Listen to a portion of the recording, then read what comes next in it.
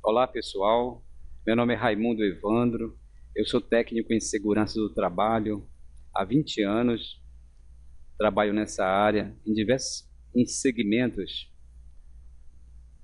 de empresas, agroindústria, fábrica de celulose, papel, construção civil, estaleiros, plataformas da Petrobras, enfim. Hoje eu estou aqui para ministrar a disciplina do curso de Segurança e Saúde no Trabalho, onde nós vamos ver vários tópicos relacionados a essa matéria, ok? No conteúdo programático desse curso de Segurança e Saúde no Trabalho, nós vamos ver relacionado aos tópicos, número 1, antecedentes históricos de acidente do trabalho, tanto na Europa quanto no Brasil. Número 2, conceito de segurança do trabalho.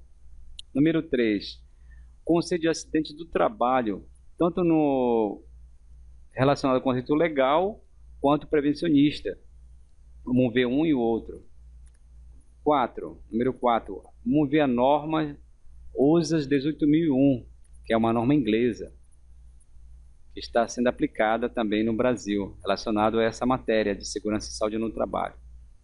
A número 5, higiene do trabalho. A número 6, legislação e as normas regulamentadoras do Ministério do Trabalho e Emprego. A número 7, vamos falar um pouco sobre benzeno. Número 8, radiações ionizantes e não ionizantes. A número 9, vamos falar sobre um programa que é obrigatório nas empresas, chamado PCMSO, que é um programa de controle médico de saúde ocupacional. Número 10, tópico 10, vamos ver também sobre o PPRA, que é um programa de prevenção de riscos ambientais. O tópico número 11, a CIPA, vamos ver também sobre a Comissão Interna de Prevenção de Acidentes nas empresas. A número 12, vamos falar sobre espaços confinados. A número 13, Programa de Permissão para Trabalho, mais conhecido como PT.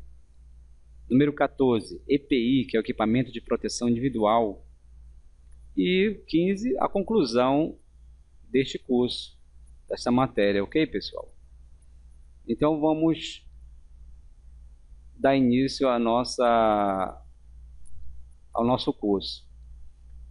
Porém, antes de nós falarmos sobre segurança do trabalho, segurança e saúde no trabalho, nós temos que atentar para os antecedentes históricos. Como foi para surgir a segurança e saúde no trabalho no nosso país, no Brasil? Iniciou-se com a Revolução Industrial na Europa, por volta, num período de 1760 a 1830, certo? Na Inglaterra, precisamente na Inglaterra, houve um grande impulso através das indústrias, ocorriam muitos acidentes naquela época, e com esse advento da Revolução Industrial, surgiu o mundo capitalista, né? Onde veio os empresários da época, com detentores do capital nominal, máquinas, equipamentos e da energia, precisavam de quem? Da sua mão de obra para, ou seja, seus recursos humanos para trabalhar dentro dessas fábricas na cidade. Eles começaram a contratar crianças, mulheres, senhores, idosos no campo. Essas pessoas eram artesãos, não tinham práticas, qualificação para trabalhar diante dessas máquinas, onde ocorriam muitos acidentes do trabalho naquela época. Aí iniciou-se o êxodo rural, o pessoal ia do campo para trabalhar na cidade. Sendo que aconteceu nessa época muitos acidentes na Inglaterra, na Revolução Industrial. O parlamento, através de uma lei que surgiu, o parlamento britânico, criou uma lei das fábricas, estabelecendo inspeção nessas fábricas, né? Instituiu várias leis, só que não era seguidas essas leis. E ocorriam muitos acidentes. Então, em 1919, foi fundada em Genebra a OIT, Organização Internacional do Trabalho, com o objetivo de estudar, desenvolver, difundir e recomendar a forma de relações de trabalho. E o Brasil, nesse período, foi um dos fundadores e signatários, ou seja, escreventes. Eles assinaram lá esse tratado, porque também já havia acidentes ocorrendo aqui no país. No Brasil, para falar de segurança do trabalho, deve ser localizada a legislação e ações do governo que regularize e aplique prática de trabalho saudável. No começo deste século, naqueles estados onde se iniciava a industrialização, no caso São Paulo e Rio de Janeiro, eram e são megalópolis, ou seja, cidades superdesenvolvidas hoje e povoadas, né, foram os precursores. Foi onde surgiu a industrialização nessa época da Revolução Industrial. Ocorriam muitos acidentes aqui no Brasil, nessas grandes cidades, Rio e São Paulo. Então, foi criada em 1923 a Inspetoria de Higiene Industrial e Profissional junto ao Departamento Nacional de Saúde do Ministério do Interior e Justiça. Aí, em 1984, introduz-se a Inspetoria de Higiene e Segurança do Trabalho no Departamento Nacional do Trabalho e Ministério do Trabalho, Indústria e Comércio. Neste mesmo ano, o governo Getúlio Vargas promulga a segunda Lei de Acidentes do Trabalho e 10 anos depois, ainda no governo dele, aparece a terceira lei. Um ano antes, a legislação trabalhista consagra a CLT, que é a Conciliação da Lei do Trabalho, com todo o capítulo 5 dedicado à higiene e segurança do trabalho. O Brasil, como signatário da OIT, somente pela Portaria 3227 de 1972, é que veio obedecer à Recomendação 112 de 1959 daquela organização, tá certo? Tornou-se, então, obrigatória a existência de serviços de segurança e medicina do trabalho nas empresas, de acordo com o número de empregados e grau de risco em que se enquadram. Ok? Se tornou obrigatório aqui no Brasil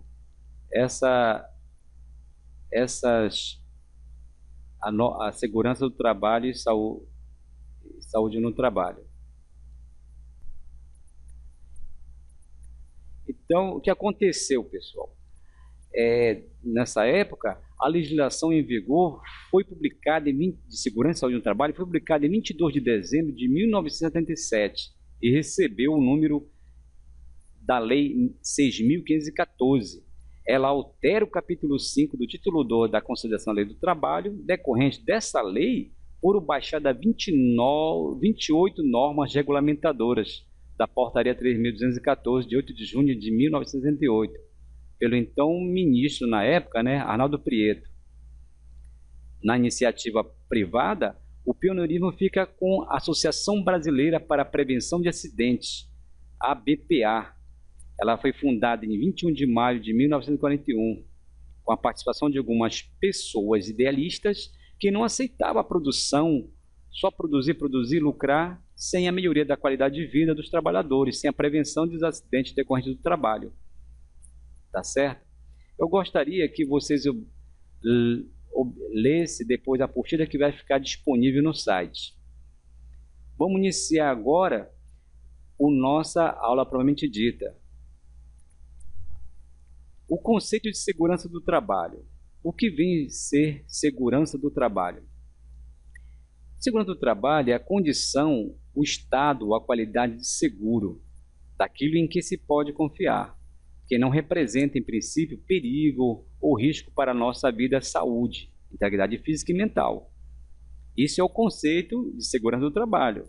Agora, especificamente falando da parte técnica, é um conjunto de normas técnicas, médicas, sociais, psicológicas e educacionais que tem como objetivo promover a integridade física e biológica do trabalhador.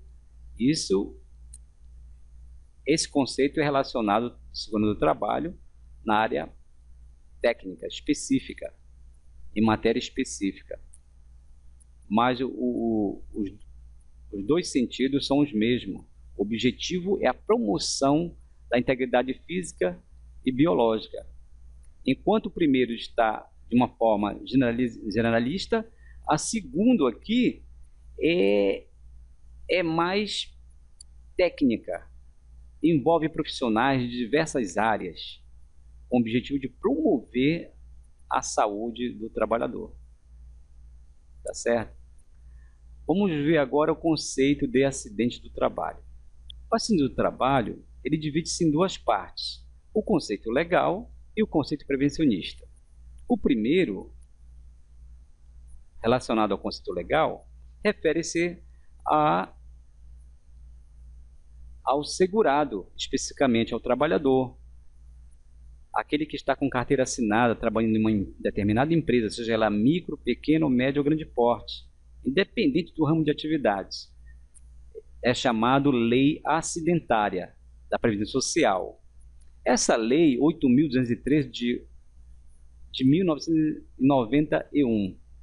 Então, esse conceito legal é aquele que ocorre pelo exercício do trabalho a serviço da empresa, ou ainda pelo exercício do trabalho dos segurados especiais, provocando lesão corporal ou perturbação funcional que cause a morte, a perda ou redução da capacidade para o trabalho, permanente ou temporária. Esse acidente pode ser uma incapacidade temporária e pode ser permanente, ou pode chegar até o óbito do funcionário. É por isso que foi criada essa lei acidentária.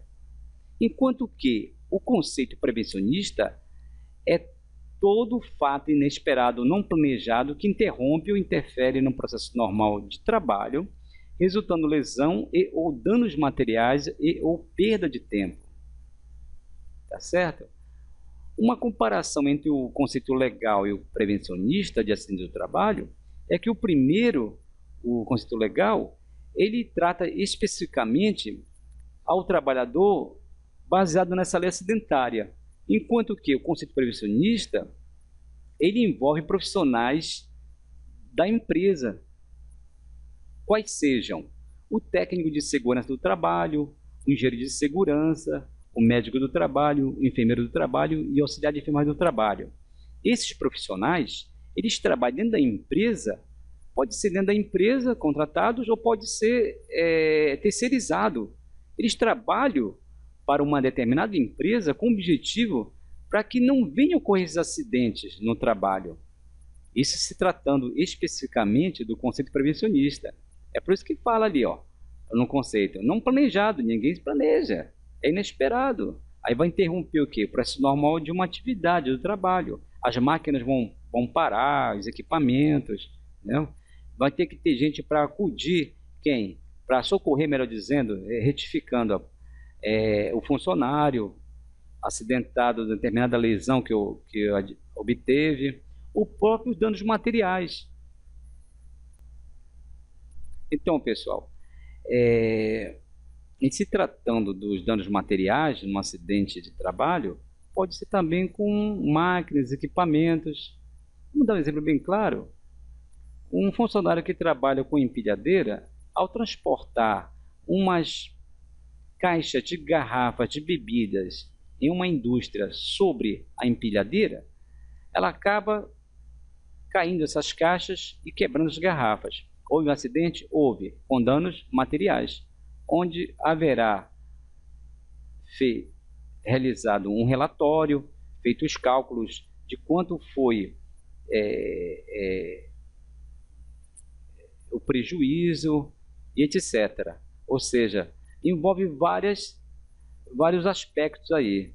Envolve o aspecto técnico, o aspecto financeiro e administrativo, para que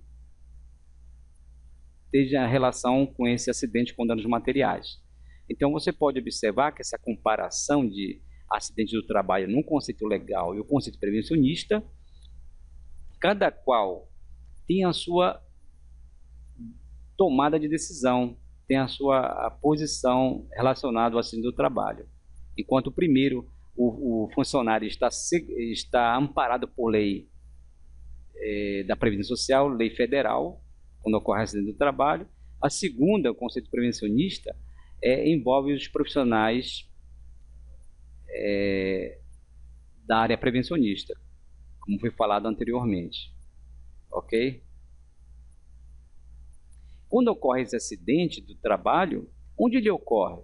No local e horário de trabalho, em decorrência de ato de terceiros, ato de sabotagem ou terrorismo, ato de pessoa privada do uso da razão, ofensa física e situação de força maior, catástrofe. No caso, um exemplo bem claro dessa caso fortuito de força maior pode ser inundação, enchente, terremotos, relâmpagos que possa vir atingir o funcionário dentro da empresa ou até mesmo fora.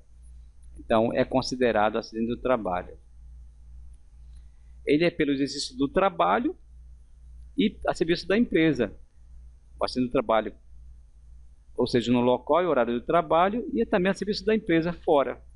Pode provocar lesão corporal, incapacidade temporária ou permanente. Perturbação funcional, provocando incapacidade temporária ou permanente. Redução da capacidade temporária ou permanente. E até a morte.